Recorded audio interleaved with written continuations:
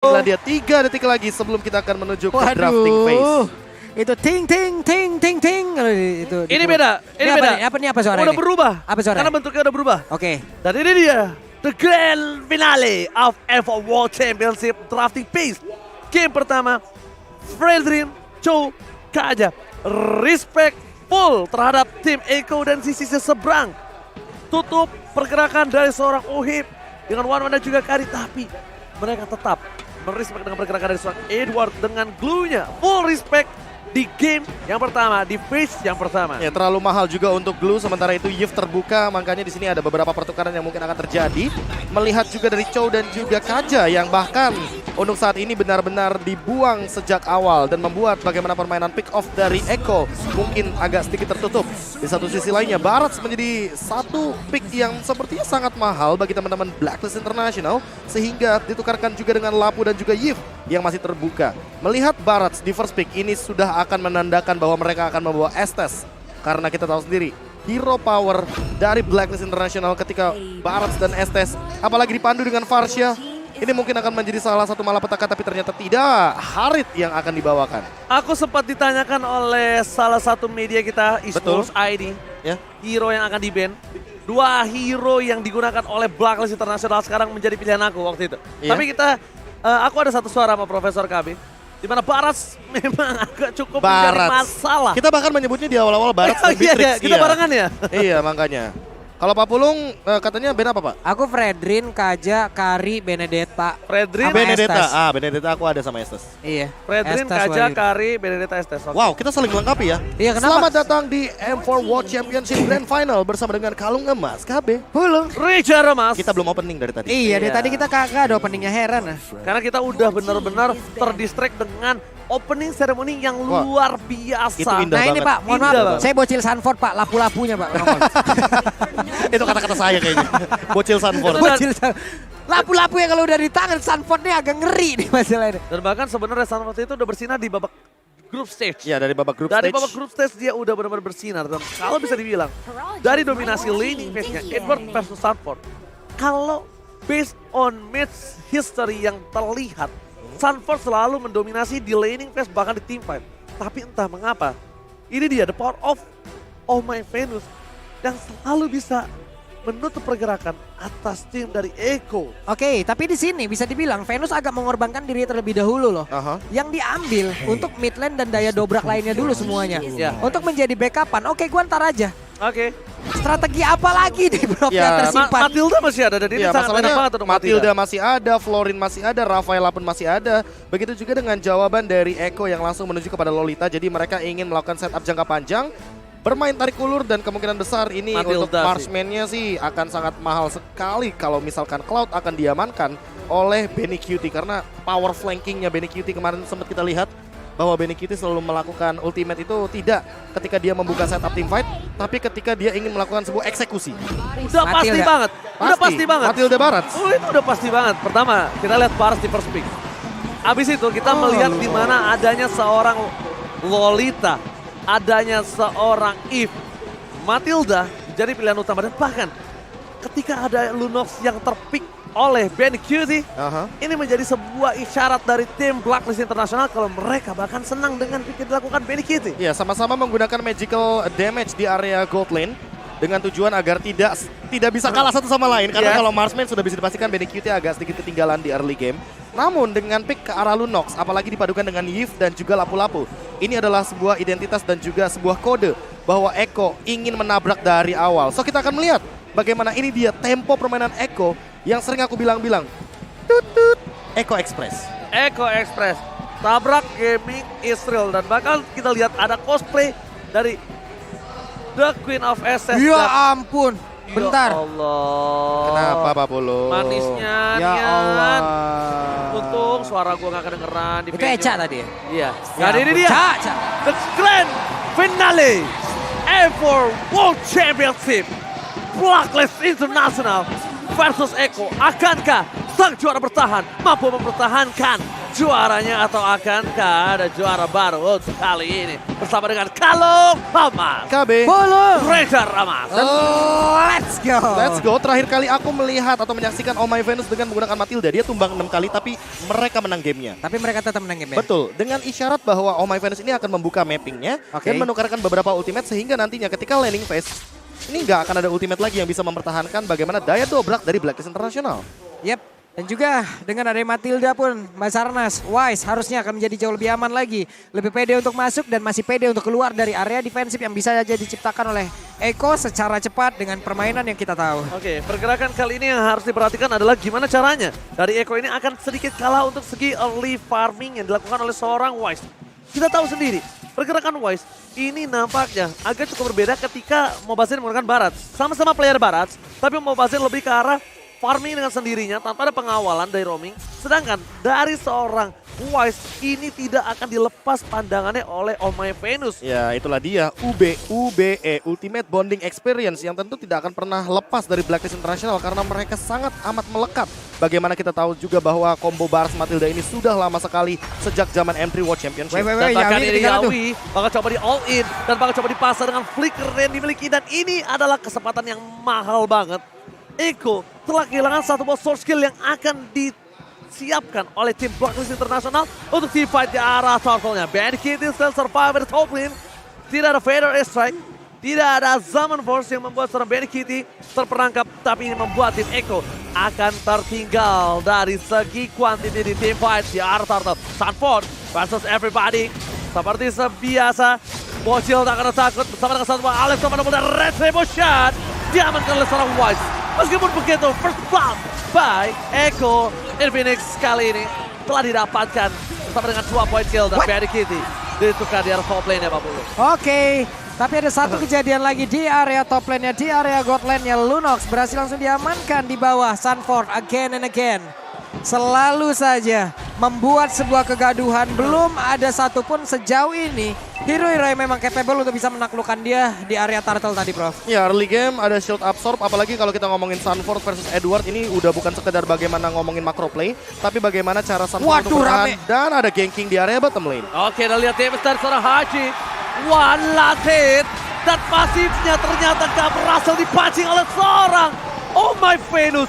Dia tahu banget ketika satu hit keluar dari seorang Sanford akan ada absorb damage yang dimiliki Sanford dan bahkan Haji berhasil menutup eksekusi di arah bottom lane. Sementara itu di atas sendiri coba lihat nih, ada lagi Numeon Blast udah dipaksakan. Tapi dengan Zaman Force dia setidaknya memiliki mobilitas yang mendadak naik dan pergi dari situ, Prof. Ya temponya dari Blacklist benar-benar cepet banget. Mereka habis dapetin Turtle yang tadi sempat mungkin di trade dengan beberapa point kill. Termasuk juga mungkin Edward yang tumbang, tapi ternyata di top lane harus ada korban juga. Benny Cutie yang harus ditumbangkan, jadi setidaknya Blacklist walaupun kehilangan banyak banget atau bisa dibilang peran yang begitu penting di early game, tapi mereka selalu menukarkannya dengan sepadan. Karena mau bagaimanapun Benny Cutie, ini late game insurance-nya untuk Eko. Karena kalau misalkan gak ada Benny Cutie, damage-nya akan kurang. Dan bahkan kalau bisa kita bilang di sini, Benny Kitty emang coba untuk melakukan first terhadap seorang Uheb. Uheb selalu menahan purify-nya. Tidak mau terlalu terburu-buru. Dia akan menggunakan purify ketika team fight yang cukup besar nantinya. Dan Eko menggunakan satu buah if untuk Sanji, itu pilihan yang bagus. Dengan adanya history Blacklist International, 100% win rate. Tapi di arah top lane akan ada team fight terjadi. Benny Kitty belum terlihat posisinya dan Wise harus memperhatikan damage yang dimiliki oleh seorang Benny Kitty. KTC mencoba menuju ke arah seorang Haji. Buset. Ada Sanford di arah depan, membuka langsung ultimate-nya, tapi tidak ada flicker dan Alex Savannah blow with Purify yang tidak ada kali ini karena tidak ada imun juga. Petrify yang sangat tepat membuat seorang Edward berhasil mendapatkan satu poin kill. Now main plus KTC akan ke West akan menyelamatkan satu red kembali again and again. Again and What a again. retribution from Wise. Itu dia, turtle-nya berhasil diamankan kembali. Namun untuk kali ini Lolitanya pun dihancurkan pula. Mereka terpecah, Prof. Satu persatu semuanya terpisah. Tapi di bagian belakang ada satu orang tertinggal sendirian. Wise akan dipanggil harusnya oleh Oh My Venus dengan guiding win yang dia miliki. Dan benar, Wise-nya selamat. Wise-nya pun melenggang, ada flying Dino. Iya, ini dia yang tidak akan pernah lepas dari Blacklist International, V-Wise. Karena mereka akan selalu bersama untuk combo yang benar-benar makin mempersulit Eko Philippines ketika mereka ingin melakukan sebuah takedown. Karena mau bagaimanapun Barat tanpa adanya Matilda, dia aja udah kuat. Apalagi ada Matildanya. Dan untuk sekarang dalam keadaan winning condition, Carl TZ benar-benar mencoba untuk mengejar ketertinggalan walaupun harus all in karena Oh My Venus. All in terhadap Oh My Venus sepertinya bukan jawaban yang cukup baik ketika melihat adanya 70 detik menuju ke arah turtle yang berikutnya. Kalaupun dia tidak mau kehilangan momen seperti ini, harusnya mereka lebih memanfaatkan point kill arah Sohem dan one last hit.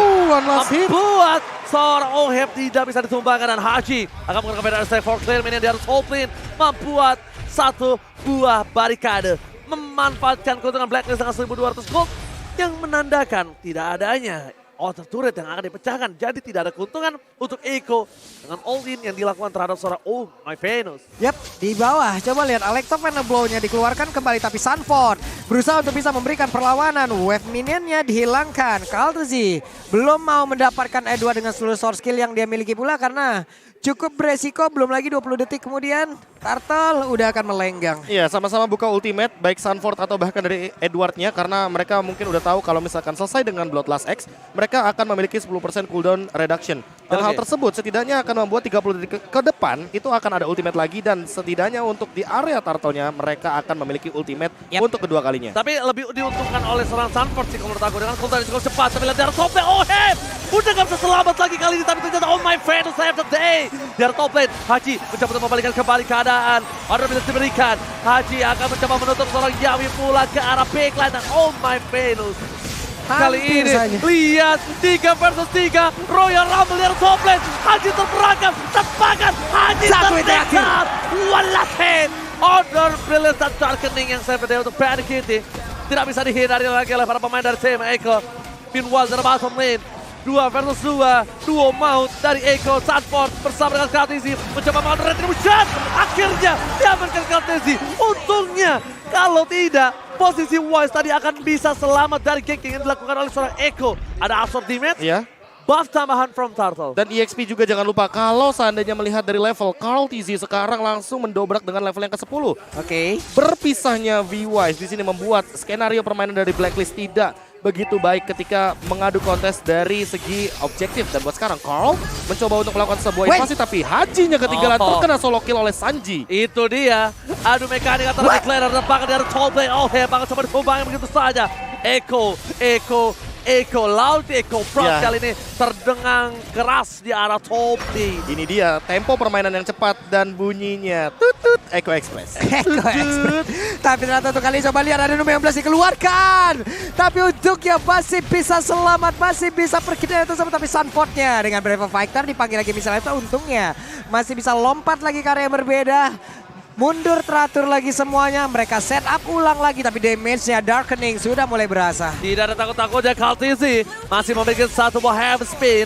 Tidak akan coba di all in oleh para pemain dari tim Blacklist International dan Echo berhasil membayar lunas 2000 gold difference yang dia miliki di bawah menit ke-8. Dan bahkan di posisi menit ke-8 ini agak lebih diuntungkan oleh tim dari Echo karena mereka sudah membuat perbandingan turret yang mahal di arah top lane ya Profesor. Ya, sama seperti kuncinya dari Blacklist International, D-Wise bijak. Apakah Echo dengan keuntungan seperti ini akan bijak untuk pemilihan itemnya seperti Winter Truncheon bagi Sanji, karena mau bagaimanapun nanti permainan dari belakang flanking itu bisa saja dimainkan oleh Oheb, karena mau dari sisi manapun Oheb tidak ada yang bisa menangkap kecuali Yawi dengan menggunakan Luminous, dan itu pun masih ada Purify dari Oheb. Conceal play, tapi sepertinya tidak akan ada korban jiwa. Dan untuk sekarang dengan KDA yang begitu tinggi, average skill yang begitu tinggi, Echo berada di urutan pertama dengan 16 poin. Dan bahkan kalau bisa kita bilang kali ini Pak Pulung di mana para pemain dari tim Echo mereka mempunyai celah kecil.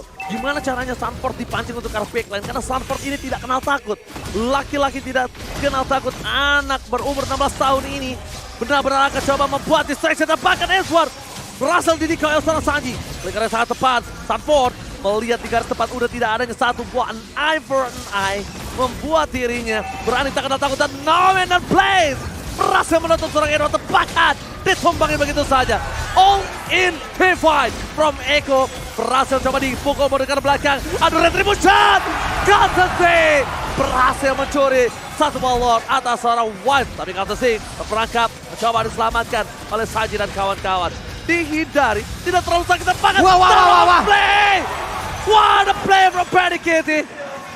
God laner yang berani menukar satu untuk satu pun dia tidak ada kenal takut Pak Bulu. Benny Kitty mendadak ada di depan dari seluruh player, di mana tadi fight-nya memang cukup panjang. Hanya saja nggak cukup bijaksana menurut gua kalau memang mau membuka di area tersebut sih bro. Iya, karena Oh My Venus sudah mengeluarkan satu buah guided wing. Ini Dan kena untuk lagi sekarang kena lagi real one manipulation. Jadi mungkin akan ada satu pick off atau bahkan battle spell yang keluar. Dan di retribution jadi masih benar-benar coba untuk di cover. Walaupun Call TZ sampai maju ke depan sana. Sama-sama mengadu retribution.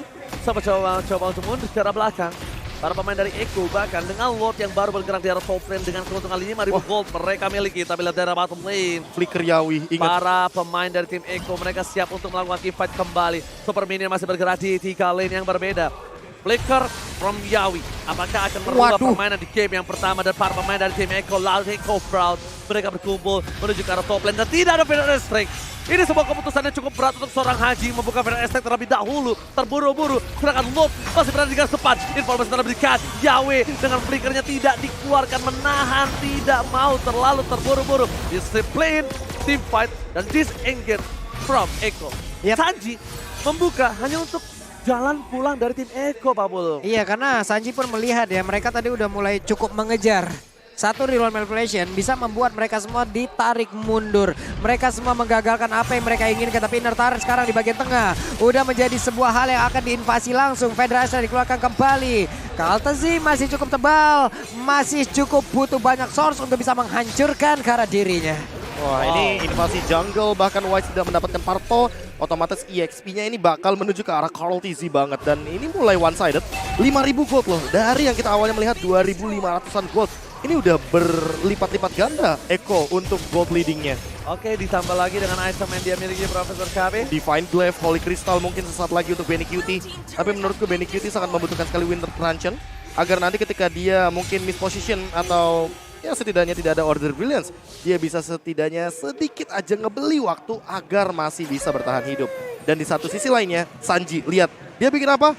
Silent Rob. Dia ngasih magic defense, walaupun nanti gak dibuat ke arah Athena Shield atau Oracle, tapi ini adalah sebuah pengurangan damage agar nanti Feather Airstrike dari Haji tidak begitu maksimal. Dan di satu sisi, Haji, Holy Crystal, oke, item yang bagus banget. Aku setuju banget dengan pemilihan itemnya. Tapi di satu sisi lainnya untuk saat ini Winter lebih bijak. Sama satu lagi, untuk adanya Silent Rob, Divine Glaive lebih bijak juga menurut aku. Divine Glaive juga oke. Atau setidaknya ya jawab lagi, Silent Rob lagi. Ya benar. Sama-sama adu magical damage-nya. Sama-sama adu magical damage dan bahkan positioning yang mungkin harusnya berat di sisi Haji. Tapi Sunford selesai dengan Fury Hammer yang ternyata dia jadikan menuju kepada satu Hunter Strike. Jadi akan ada pengejaran kepada lini belakang atau backline Itu dari teman-teman Blacklist. Sanford mungkin sekarang Pak Pulung, targetnya bukan seorang Ohem. Wah, ini udah Haji, sudah belok. Iya, makanya udah Haji. Kenapa? Haji, no flicker, dan bahkan mereka sadar P-Wise akan tetap bersama-sama. P-Wise akan berkumpul. Guiding Wind akan dimiliki dari seorang Wise. Tidak mungkin di tangan dari seorang Haji dengan kondisi seperti ini Pak Pulung. Yap, itu dia tadi Purple Buff pun udah diinvasi lagi ya. Kalau Tazi memiliki Purple Buff, tapi kita tahu untuk Barat sendiri nggak terlalu dibanding juga terhadap Purple Buff tersebut. Hanya saja yang mungkin terhighlight di sini ya. Dua level berbeda Prof, Kaltzi dan itu juga Wise. Lihat, Wise-nya nggak stack 25, ini yang masalah sebenarnya. Karena mau bagaimanapun stack 25 dibutuhkan sekali bagi Wise. Agar nanti bisa membadani teman-teman dari Echo ketika tidak ada Guided Wing dan setidaknya untuk membuying time nggak bisa dibilang cepat-cepat banget lah untuk di take down. Lihat, Barasnya menjadi kecil. Barasnya bocor halus nih, coba lihat. Anak kecil. Mana Baras itu? Ya ampun. Nggak ada stack soalnya. Gak ada stack, ini benar-benar Baras langsung coba dipasang di arah bottom lane. Ohem terperangkap, tidak menggunakan satu papur revive tapi Edward mencoba mendapatkan satu balik terperangkap dan bahkan Panic Hete. Outplay yang dilakukan di arah bottom lane dengan combo dari Benny Dede. Kali ini membuat para pemain dari tim Echo berhasil mendapatkan satu base dari mid lane. Lot sudah mulai battle, Pedersen keluarkan for defensive, tapi ini dia Sunford. Bocil Sunford mengacak-acak ke backline dan para pemain dari tim Echo mereka terpecah belah, kehilangan semua pemainnya dan ini pencara di game yang pertama. Echo Loud, Echo Proud berkemenang.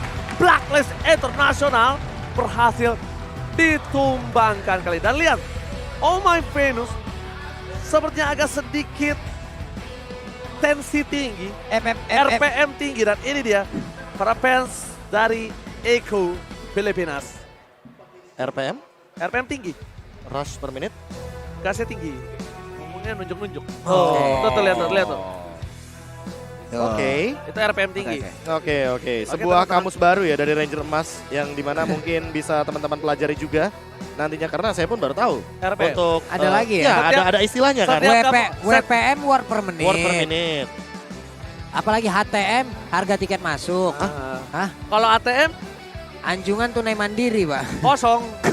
Astaga. Jadi kalau Yang penting jangan HTS, hubungan tanpa status. Wah. Nah, itu bahaya, Pak. Oke, Eko. Tapi ini agak sedikit mengaca dengan adanya posisi upper bracket final. Oke. Di mana Eko berhasil mendominasi di early, Eko berhasil mendapatkan poin, tapi ternyata di sisi sebaliknya Blacklist International mereka menurunkan Eko menuju ke arah lower bracket. Tapi aku suka sih pemilihan untuk Lunox tadi sebagai damage dealer utama, terutama untuk Benny QT itu sendiri. Dan ternyata secara mengejutkan kita tahu bahwa Benny QT ini memang pemain lama. Sebelum dia menjadi pemain marksman, dia pernah menjadi pemain fighter. Dan Ya. bahkan dia beberapa kali di MPL Filipina membawakan Poveus salah satunya. Tapi Lunox ini merupakan sebuah dinamika yang berbeda lagi. Benny dari, Dede. Iya dari Benny. Makanya kalau kita ngomongin soal ngomongin data, marksman power banget. Kari Oke. makanya sampai di ban. Tapi dengan Lunox, berarti teman-teman dari Eko ingin menjawab bagaimana skenario permainan dari Blacklist sebelum mereka benar-benar ada di pick tertinggi dari tim fight berlimanya. Dan bahkan kalau bisa Mereka patahin setupnya dari awal. kalau bisa aku bilang, mereka akan coba mengcounter pergerakan dari seorang Barat itu sendiri tanpa harus punya item yang banyak. Dengan adanya 2 item dari Benny Kitty cukup untuk bisa menumbangkan Wise instan. Ya. Tapi dengan Marksman belum tentu. Mereka harus butuh 3-4 item dan itu mungkin tidak bisa didapatkan. Seperti kata Profesor Belum kami lagi bilang. harus jump in ke belakang. Jump in ke belakang, Dan kita, waktunya panjang. ya mungkin yang paling mendekati untuk menumbangkan Barat Skari. Oke. Oke. Di ban. Tapi ya di ban, mau bagaimanapun dari awal di ban, Lunox adalah jawabannya karena per 5% dari maksimum HP.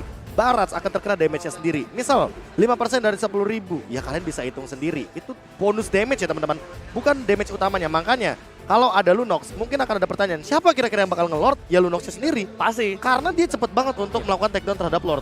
Ya dari awal aja teman-teman bisa lihat sendiri. Damage yang masuk ke arah Lord bisa sampai 2.000-3.000-an. Oke. Itu pun ya masih ada di mid game, apalagi di late game kalau misalkan dia selesai Full dengan item Blood Wings mungkin salah satunya. Eko ya berhasil untuk menekankan, memasukkan secara paksa nih tempo permainan mereka hingga membuat yang paling fatal adalah di mana tadinya untuk Wise sampai nggak punya stack itu loh. Iya itu Itu bener-bener mungkin udah yang paling- titik terendah dari Barat yang gue lihat selama dia menggunakan Barat. Paling fatal tapi, kayaknya deh. Tapi gimana cara untuk mendapatkan itu? Itu caranya dengan tidak melakukan clear minion terhadap para 3 lane yang didominasi oleh Eko. Kalau mereka tetap mendorong, kalau mereka tetap melakukan clear Barasnya minion, akan tetap makan. Barasnya akan tetap makan. Dan invasi jungle tetap dilakukan oleh seorang Nah, itu. Kaltizi. Untuk mendapatkan hal itu, sebenarnya mungkin banyak orang yang nggak sadar. Karena terkadang, ini kita ngomongin ranked publik ya. Yap. Aku nggak ngomongin Oke, kompetisi ya. oke. Karena aku nggak pernah di kompetisi. Banyak orang yang belum sadar kalau misalnya lawan Cecilian, lawan Barats itu nggak harus melakukan 3 lane push secara sering. Bersamaan. Secara sering kalau bisa freeze lane-nya buat seorang Cecilian yang nggak punya stack. Minimal buat Barats sekalinya yang dia nggak punya mau, dia pun harus bergerak agak cukup jauh. Iya. set. Ke arah jungle. Nah di jungle Dan itu disergap. iya. Di Karena- jungle disergap. Karena gini, kalau kita ngeliat dari draft ya, dua-duanya kuat banget untuk ngomongin defense di high ground. Ada Sanji dengan Yves-nya, Ya. ada juga Haji dengan Farsianya. Jadi kalau misalkan teman-teman Eko mencoba untuk mendobrak masuk, harus ada yang dikorbankan, entah itu flickernya Yawi, flickernya Benny Cutie, dan itu terlalu mahal.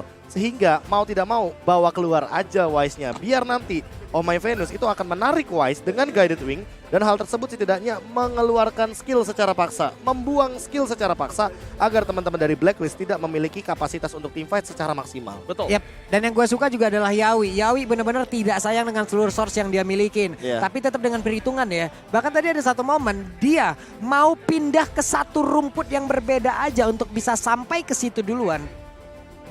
Udah konsil duluan, Mbak. Ya, dia Nggak buka apa-apa dia konsil. konsil, yang penting dia sampai di situ nggak ketahuan, dia set up duluan, orang nyamperin. Ya, Ya. disitulah titik baliknya. Kalau ada yang nonton di MPL Philippines, Eko itu pernah berpindah ke bus Iya. berlima, Iya, ke bus yang tidak terdeteksi pakai sentry, itu Iya. pakai konsil. iya. Jadi dia pakai bus, pakai konsil, pin ke arah top lane, busnya dia nggak langsung jalan. Betul. Dia satu bus, abis itu mereka maju ke bus yang di pojok Oke. atas, abis itu melakukan ganking. Itu FPL Philippines kan, Eko Iya. yang make. Gambaran paling gampang di Indonesia juga ada, Geek Farm. Geek Farm. Kalau teman-teman mungkin pernah nonton, itu Geek Farm pernah melakukan hal yang serupa, yaitu adalah memanfaatkan 4 rumput yang tidak terdeteksi dari Magic Sentry dan mereka melakukan konsil setelah wave minionnya itu secara otomatis Lewat diselesaikan. dulu. Iya. Lewat dulu. Tapi Karena harus disuruh clear dulu secara paksa oleh minionnya sendiri. benar. Kalau misalkan mereka muncul di atas, ya ketahuan dong. Jadi makanya mereka nggak melakukan hal tersebut. Oke, tapi bentar lagi kita juga bakal langsung lihat ada item build yang akan dibahas oleh Profesor KB. Yang dimana 2.500 gold, unggul Blacklist dibayar tunai Profesor. Iya, bahkan berkali-kali lipat. Sempat kita lihat ada sekitar 5 ribuan gapnya, tiba-tiba langsung menuju ke arah 7 ribu. Dan di ending nih Pak Pulung, 11 ribu. Ini udah bukan 10 ribu lagi, udah bukan main asal tabrak lagi. Dan lihat Sanji, dia selesai dengan Glowing Wand. Benny Cutie, dia selesai dengan Divine Glaive. Pemilihan itemnya cukup seimbang. Sanji ingin mendobrak dari depan, sementara Benny Cutie ingin melakukan burst dari belakang. Ini sebuah simfoni item yang menurutku sangat indah sekali kalau misalkan teman-teman paham betul bagaimana pemanfaatan dan pemetaan individual dari Sanji dan juga Benny Cutie. Pembagian tugasnya cukup, Sunford membadani hanya dengan bermodalkan Athena Shield. Bayangkan, dia udah tahu betul kalau Edward tidak akan bisa memberikan dealing damage ketika ada satu Warrior Boots dan juga Dominance Ice karena efek dari attack speednya akan berkurang bagi Edward. Tapi Oheb di sini damage-nya nggak akan masuk secara maksimal. Benar. Karena walaupun ada Holy Crystal, Oheb tidak bisa bertahan dengan lama ketika terkena Chaos Assault. Bayangannya gini aja deh. Harit itu kan punya Shield Absorb. Betul, Esmeralda punya Shield Absorb. betul. Esmeralda bolong nggak kena Lunox? Bolong. Sama. Harit juga kayak gitu. Max HP-nya bakal jadi bonus untuk damage-nya Lunox sendiri ketika Darkening. Itulah kenapa aku bilang Benny Cutie dengan Lunox itu untuk Wise juga. Semakin banyak darah Wise semakin Iya. lezat dan bergiji. Lezat dan Semakin bergizi. lezatos ya. Lezat dan Belum bergizi. tapi kalau kita bandingin dari masing-masing hero sendiri antara Harit dan juga Lunok. Lunok kan jauh lebih auto kan, Iya. auto aim juga kan. Auto aim dan juga kita kalau ngomongin front to back, siapa yang mau membadani dia? Tidak Sementara Lolitanya ada di tangan dari Yawi. Bahkan Lord sendiri ya di saat ada tim yang menggunakan menggunakan Lunox pegel ya Pak. Iya. Lah Lunox. Tapi itu lagi. beda loh kasusnya. Aha. Benny Cutie sangat unggul di early to the mid. Yep. Kalau di arah jungle, dia tuh kayak Lancelot. Oheb menuju ke arah mid to the late game.